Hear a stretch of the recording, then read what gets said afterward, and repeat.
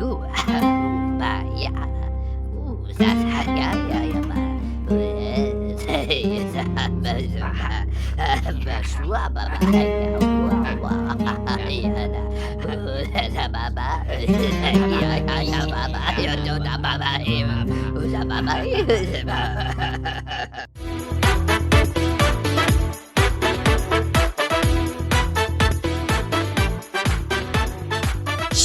starting. Hey, everybody, and welcome to the Beyond the Film podcast. To start, before we get to our main review, I got a very special present. Ryan magically left this Trojan horse on my doorstep. Very, very nice construction, sir. It looks beautiful. What a majestic looking creature. Do not open it. Why? And then just like add explosions or something. I don't know. Oh yeah, let's make the guy edit more. Yeah. Oh god, my tongue is still very blue. Tyler enjoyed a nice frozen blue dyed drink. Yes, I did. Anyways, we are here to talk about the Odyssey. I think we could easily say the long-awaited, because if memory serves me correct, this is the first time ever a movie's IMAX 70mm tickets had gone on sale a year before the film was even released. So, Christopher Nolan clearly is one of the most visionary and well-renowned filmmakers of his day, follows up winning an Oscar for Oppenheimer with an adaptation of perhaps one of the best-known stories in all of world literature with the Odyssey. But Ryan, does the Odyssey live up to the hype of its legendary source material? What say you? Well, I'm going to start off by saying this was not on my radar at all. I was not excited for this movie. I didn't really care about this movie. Flabbergasting, honestly. Flabbergasting to me too, because it may be one go. It makes it on the same shelf as like some of the most influential movies in history. Like I'm putting it up there visually speaking, strictly visually speaking. Okay. It sits on the same shelf as stuff like the Titanic and like immortal movies that people will always remember. I think it honestly might sit in that visually appealing shelf there. I'm flabbergasted that not only did I watch a 3-hour movie about people with the name Telemachus and stuff like that, but that I was enjoying it as much as I did. I was not super into world history, and like as mythos go, Greek is not usually my favorite mythos. But like everything about this movie was outstanding, down to the sound, the music. I'm a sucker for non CGI practical effects, and this movie was full of it. Oh my god, you made a fan out of me. I'm just still in amazed. We literally just left the theater like less than an hour ago. I'm still just amazed. I truly don't even know what to say about what I watched. I'm just praying to God that you are not screwing with me right now, because that would actually make me very happy to know how much you enjoyed this movie. That's I will tell you that we went with my father-in-law, and like we don't talk about the movies after we watch them. We wait for this podcast. Yep. But me and my father-in-law looked at each other at the car. We were like, that was really good. Like we had a little chat about it, and it was my father-in-law. If he does not fall asleep during a 3-hour movie, then the movie has to be good. Yeah. No, I mean, that makes me so happy, because this is actually my second time watching the movie. So I have now seen the movie twice. I saw it opening. So I saw that before that opening day, that Thursday, in 70mm. I have not been able to get to see it in IMAX 70mm yet. I'm kind of debating on if I want to go. There's only one theater near us. We both live in southeastern Wisconsin. There's only one theater near us that has an IMAX 70mm showing, and it's like an hour and 7 minutes away down in Woodbridge, Illinois. And it's sold out for like a good month. Like I believe this one is. I believe this is showing at the Milwaukee Museum, though, the IMAX there. Yeah, but it's not on 70mm film. Oh, okay. That's it's just the IMAX, big thing. Like there's all the jokes of like you have to watch the movie how Nolan intended, right? But like frankly, if you're just like an average fan going into this, like maybe you read the Odyssey in high school, maybe you have some understanding of Greek mythology, maybe you have some understanding of world mythology, but like the Odyssey is one of the most quoted and referenced works of all time that you've probably seen something with Odyssey like material in it. Anything from the Coen brothers, Oh Brother, Where Art Thou, to the SpongeBob SquarePants movie. All I'd have even say in more recent times, strictly last week, Minions and Monsters had nods to it with the Cyclops Island. Yeah, yes, exactly. I forgot about that, but yes. Yeah, dude, like this movie just blew me away. And like I after coming off of Oppenheimer, I'm like, Nolan has really transcended filmmakers of his respective group to a completely different stratosphere. Nolan is doing things that filmmakers, his contemporaries, just have no semblance or capacity to be able to do. Like Nolan has always been one of those directors that's kind of been around, and like he does some experimentation with IMAX cameras. Like he made the Batman trilogy, right? But like the stuff he's doing lately is prestige work that is so wildly accessible to the general public. I would say out of all the movies that are nominated for awards, they tend not to be super awesome or engrossing to a general audience. Like this movie makes some legitimate choices to make a really really awesome piece of art, visually and emotionally and narratively accessible to anyone who goes and watches it. Like, yeah, I know it's an R-rated movie, but frankly, I think you could show this to just about anyone who is of age and can understand the material, and they can enjoy it, man. Like it's just it's so well acted. The movie covers the basics of the Odyssey quite well, albeit one exception, which I think we'll talk about a little bit later. Like, yeah, this movie just it surpassed my wildest expectations in virtually every way, which was very hard considering this was my most overhyped movie for like a good year and a half, right? Since Barbenheimer came out back in 2023, like this movie has been on my radar ever since. It was my most anticipated movie of this year. It's still my pick to win Best Picture, and I'm just so happy that it still is a really, really great movie. I think it's the best movie of the year so far. I will also say that like my manager told me earlier today that her 17-year-old went to a 10:45 show last night, Mm-hmm. and mind you, 17-year-old, we're talking young kid, they don't have the same kind of appreciation for this kind of stuff.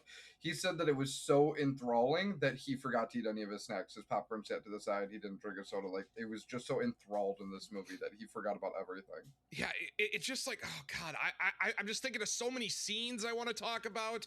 I'm thinking of like character choices and like is it a good adaptation of the Odyssey? But I want to start here. Have you paid attention to the online discourse with this movie at all, Ryan?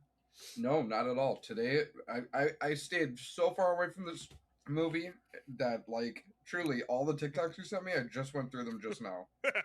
So, basically, what this movie is, it's very like it's got a high 90% on Rotten Tomatoes. Audiences like it, right? Like it's making money.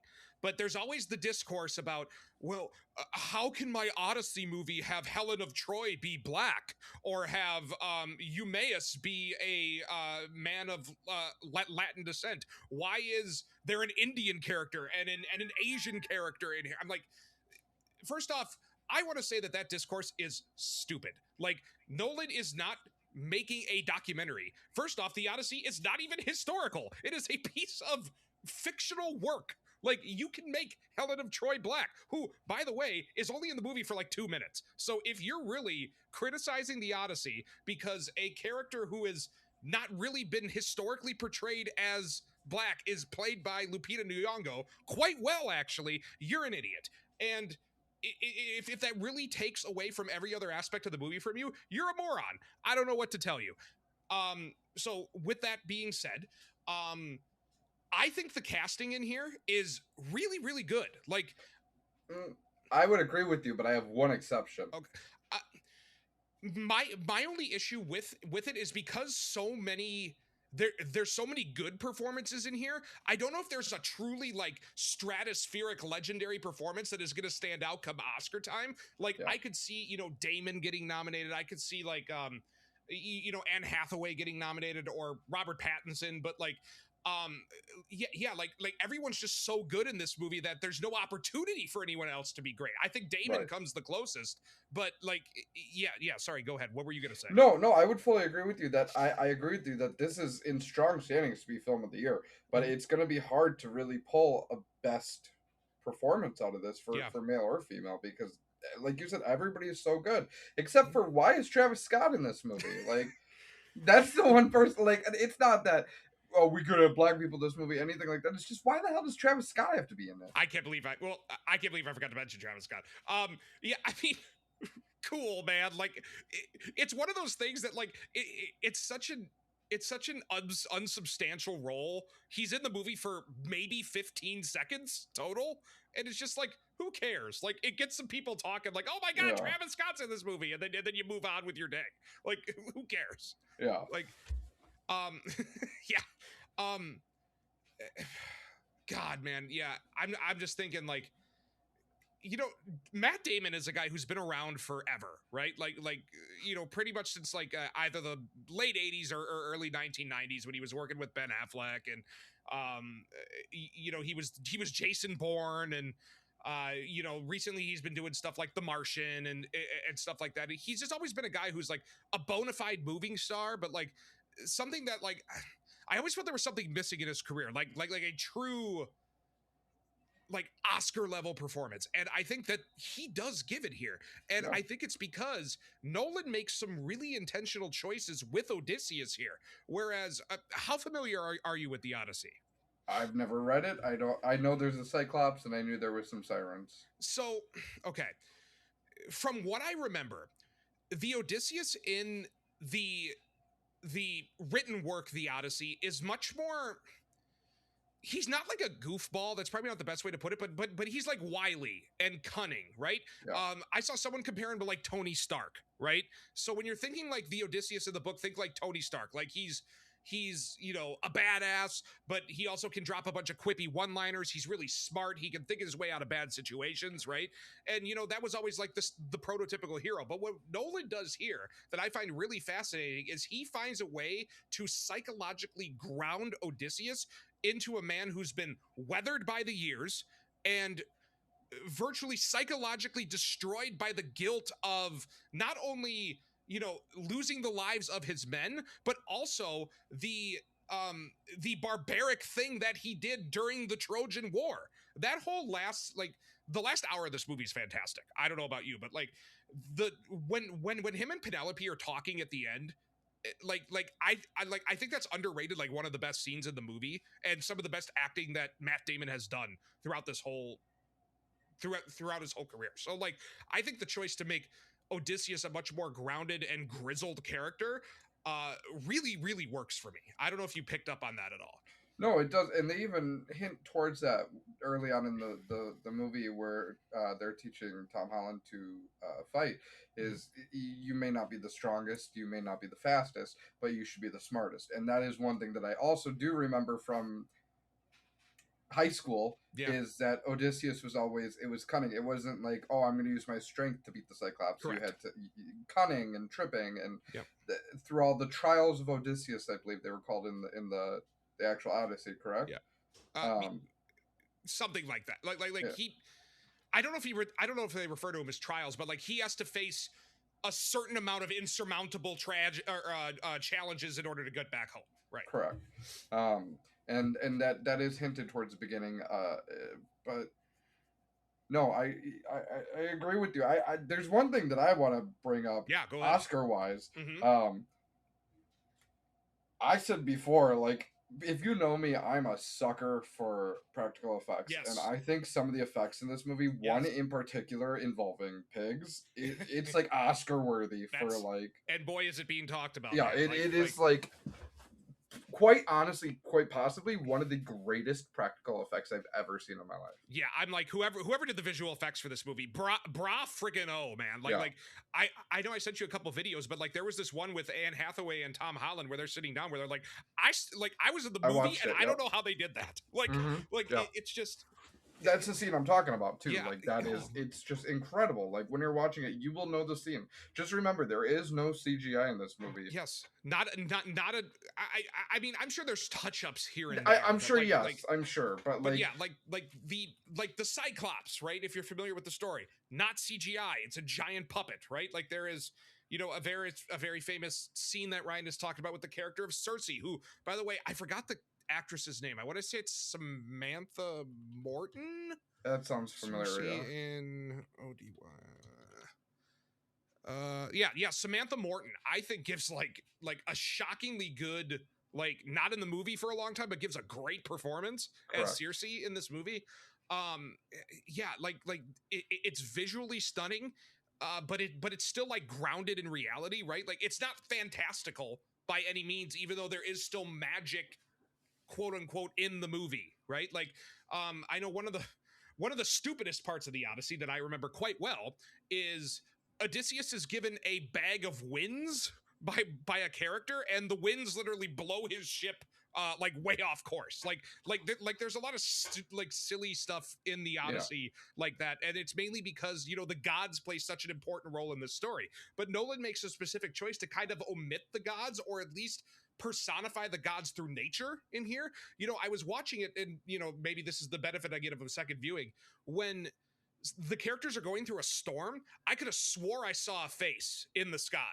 And I don't know if that was supposed to represent Zeus. I don't know if it's my eyes playing tricks on me, but like Nolan is making some very intentional choices to not just make this a shot for shot remake of other Odyssey things that have been done to death a million times. He is doing his own interpretation of the Odyssey. Like, who cares if it's historically accurate? Who cares if it's a 100% pure adaptation of the work? He made it his own, and I think that's something that really needs to be commended here, even if you maybe didn't like all of the choices he made.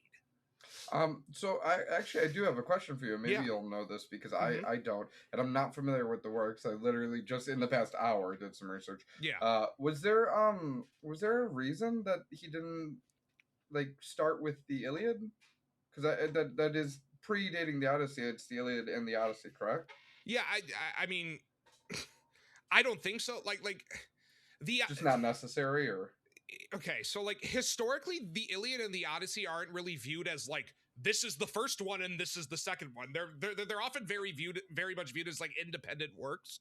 I think it might just be that Nolan is just more of a fan of the Odyssey than the Iliad. And that goes without saying. This is actually a great transition. Like, there's some elements from the Trojan War that are not in the Odyssey in this movie that I think work quite well. Like, the whole Trojan horse scene is in here, which is not in the Odyssey. It's not even in the Iliad. It's actually in, oh God, you're really testing my Greek knowledge here.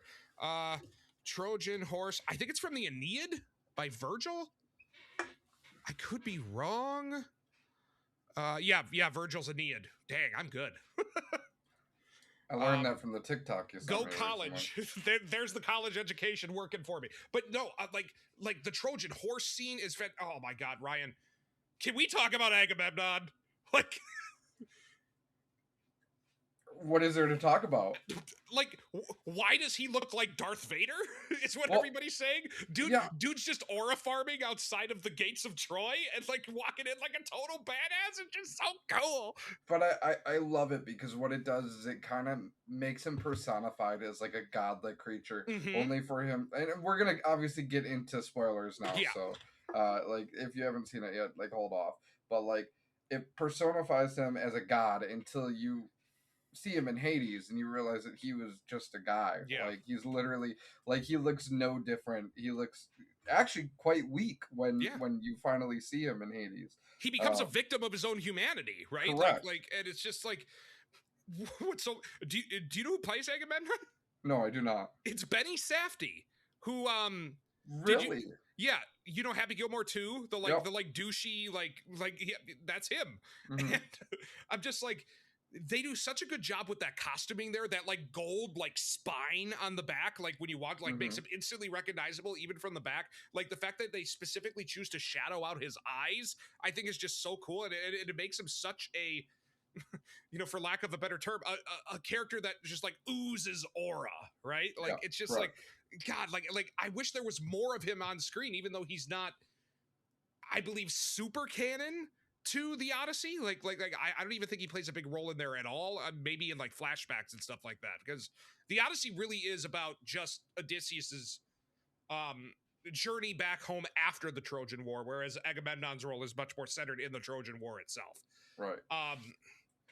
But yeah, I mean, like, everything from John Berthal's Menelaus to Robert Pattinson being probably the grimiest character in a movie that you could ever think of, and just like the perfect level of comeuppance to him at the end. Like, and that's something that I want to talk about actually while we're on that topic real absolutely quick. Obviously, I think, and I'm spitballing here. I don't know anything about their lives, but I think it's quite hilarious that Robert Pattinson has done so many movies with Tom Holland's wife Zendaya over the year, and all of a sudden you have this like frustrating role. Like there had to have been some kind of thing there. Like they do such a good performance at being angry at each other. Yep. That you feel like there has to be some kind of like even if it's just playing around animosity. I genuinely don't think so. Like I think Tom Holland like legitimately looks up to Robert Pattinson. No, I agree, but like you have to like, as an actor, you'll throw yourself into a role and you're like make stuff up in your head. You have to admit that like at some point Robert Pattinson would have been like, "Hey, come on, get mad at me." Yeah, I'm sure there's something going on there, but like Jesus, I mean, you didn't even talk about the fact that Tom Holland's wife is in the movie. Like, correct, yes. It's just, God, I just can't stop singing the praises of this movie. I just don't think.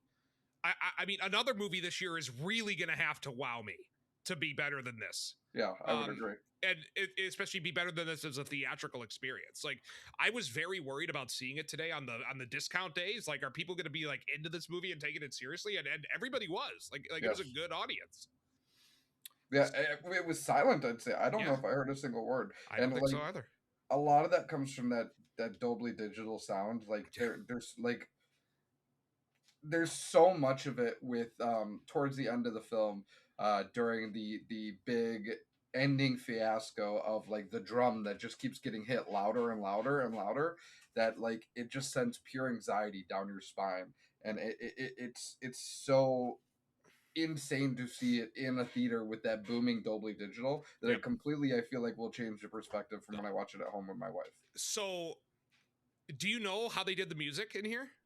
No. So the music was done by Ludwig Göransson, who did the music for Sinners last year. Okay. And he supposedly did a bunch of research and tracked down actual ancient Greek instruments to use, like lyres, drums, other sorts of string instruments, and use them to create the score. And yes, that was the other big thing I wanted to talk about, man. Like, even if you hated every other part that we talked about with this movie, first off, don't know how. Like, it is one of the best composed movies audially that I've ever heard in my life. Correct. Like, the score is not overdone. It's used effectively when it's needed.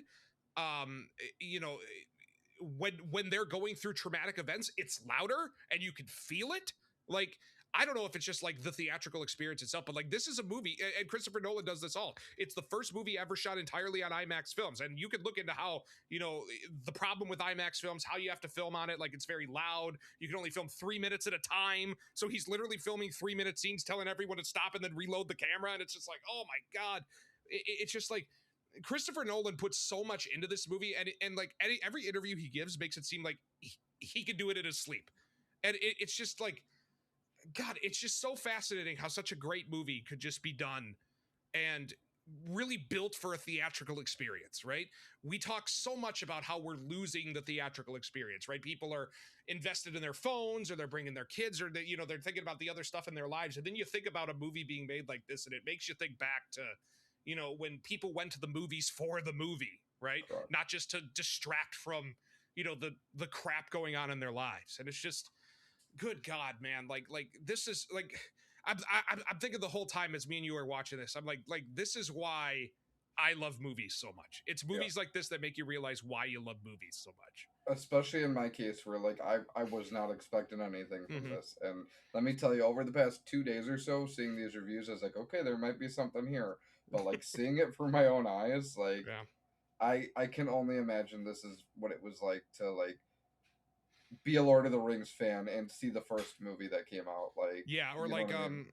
you know, I'm trying to think like see like Gone with the Wind in theaters, Yeah, right? Like yeah. or like Like when it came out, or yeah. um, Citizen Kane, 10 Commandments, right? yes, Like yes, Titanic, yeah. anything like that, Yeah. E.T., Right. Like Spielberg, Jurassic Park, all these. yeah, like I think this I mean, it might be you know, I really have to think about it, but I think it might be my movie of the decade so far. Like there's a very good chance it's the movie of the decade so far for me. Like it's that freaking good. Um and you know, there's probably going to be someone in the comments that's like, "Oh, what are you talking about? This movie totally sucks, man." I don't know, like that's fine. Like you don't have to like it.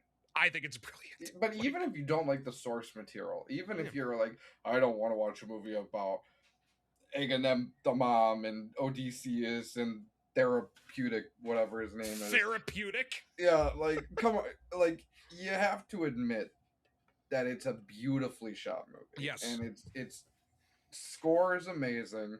Mhm. It I don't know if I can say anything bad about it. Like God, can Hoyt von Hoytema shoot a goddamn movie, man? Yeah. Like oh god, like I just I think I've exhausted what else I have to say about it, but No, like I think this may have been better than Minions and Monsters, to be honest. you know, it's close. It's very close. You know what? It just barely ekes out Silent Hill for me, right? You know? Yes, yes, I think so. Yeah, I mean, I really don't. Yeah, go see it. I don't have much more to say. I don't think we even have to do the when to see it. Like, see it on the biggest screen you can, the best format you can too. Like it's one of those things. Like, I think that yeah, a bigger screen's always nice. Better sound is always nice. But like, if you can get it, if you can go to an IMAX show, first off, I'm jealous of you. Second off, yeah, I mean, this is one of those. This is like one of those like once in a generation type movies that you need to see with in the best possible way you can. Like I sent Ryan a joke. It's like watching the Odyssey as Nolan intended. He's watching it on his Apple Watch. Like don't do that. 77 millimeters. Yep. Yeah. I mean, go see it. It's the best movie of the year so far. You won't regret your ticket purchase. Yeah, like Tyler said, this is this generation's movie, like of like great cinematography. Like I don't see. I don't have a movie to compare it to in our generation. Hey man, I mean, it's also funny that this generation's movie is adapting a story that's thousands of years old, right? Yeah. Well, and because the Odyssey, correct me if I'm wrong, but that is one of the oldest written pieces of history, like it's one of the oldest written history, like that we still have. Yeah. Right. And like, it's hard because it wasn't written down at the time. It was something that was passed down orally from generation to generation, and then it was eventually written down, I think, sometime in the Middle Ages. By Homer, but like, it technically wasn't theoretically written by Homer. He just kind of adapted it. I mean, historians are still up in the air as to whether Homer even existed. So I mean, we're dealing with truly ancient history where it is much harder to corroborate historical details, right? So. Like, I mean, whatever it is, like whoever wrote it, whoever did it, it's one of the best stories of all time, and Christopher Nolan has definitively proven that. Correct. Like, it's just, God, it's just a phenomenal movie, and I can't wait to see it again. I'm still gonna try. No matter, talking about it and getting all excited about it again. Maybe I'll try to go see it on IMAX 70. Yeah, let's go actually later tonight. Actually, later tonight.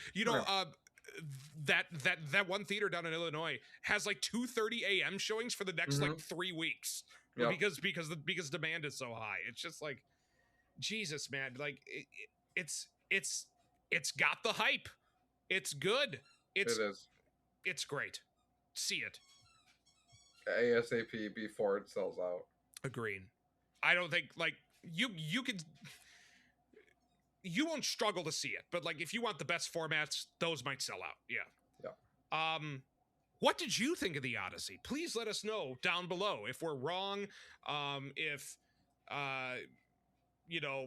complain to us, say how stupid we are, but engage with us down below. That's how we get more subscribers, and then we can put more into this podcast, which we all want to do. And yeah, man. Sign Tyler's petition to get the Cyclops nude scene. Yes. What is the joke? Where is the penis, Mr. Nolan? Yes. I gotta use all those IMAX 77 millimeters, and we see the top, we see the bottom, but there is no middle. That's what was lost, because IMAX screens are taller, so like we lost out on the penis cut because we didn't see it in IMAX. Yeah, man. I'm so happy you like this movie, because I straight up, maybe I have too little faith in you, but I thought you were going to come on here and you were going to troll and you were going to try to talk shit about this movie. Because I know you like to do that to get a rise out of me, but I'm really glad you enjoyed it, truly. No, I love to troll you, but I have to give credit where credit's due, and this was just a fantastic movie all around. Awesome. I'm so glad to hear it. I can't wait to have this discussion again when we get to our end of year best and worst lists. I can't wait to troll you then and put it at the worst movie of the year. That's fine. Because we still have this on film, or not if I delete it either. You dick. All right. See you guys next week for another great movie. I'm actually really into Marvel movies, so I'm really excited. Hey! Even though that'll be in 2 weeks. A week and a half. It's not this Thursday. It's next Thursday. This isn't coming out this Wednesday. Oh, I forgot about that. See you guys next week for you guys.